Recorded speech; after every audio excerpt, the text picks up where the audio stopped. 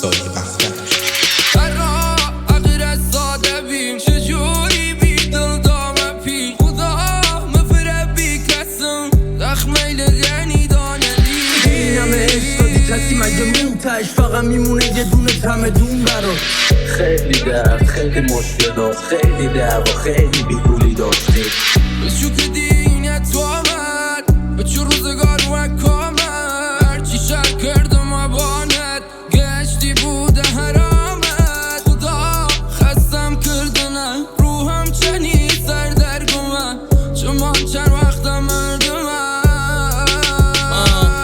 منو موندن است نه پای رفتن و نه چیزی دیگه میده به اعمال قبلن و نمیخوام همه تو دلشون جا بدن منو دیگه فکر و خیال شده کار هر شب و نه روی دیگه یه آدم و عجیبه واسم نه دیگه برا مهمه برفتی کسی بسازم نه تبی کنم برا کسی که نمیره واسم دیگه مهم نی جفت شیش نشینه تازم چرا واسه نجات بقیه فرشته باشم وقتی هیچ کس نمیسوزه دلش به حالم وقتی خوبی ها نمیاد به چشم عالم تنهاییام مثل بهشت واسم هیچکی نمیکنه تر خورد برات میخونه از چراغ تک قوله رو دگه میخوای خودو نخوان خفه خون برات باید جوری را بری یه موقع بعدشون نیا وقتی میبینی دارم میپشنم بدون برات وقتی منتظرن حال خوش تک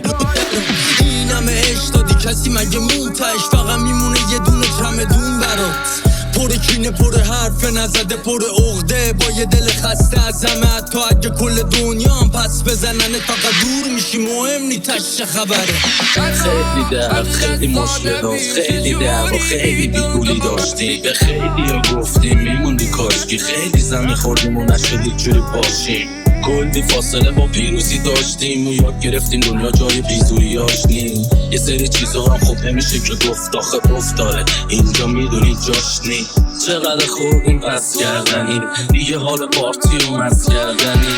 یاد گرفتیم مرام بعضی رفیقا حتی بدتر از اجنبی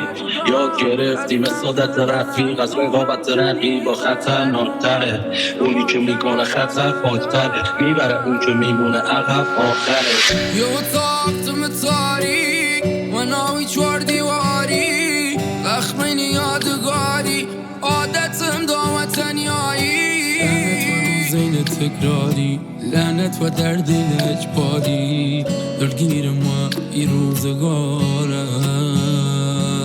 لعنت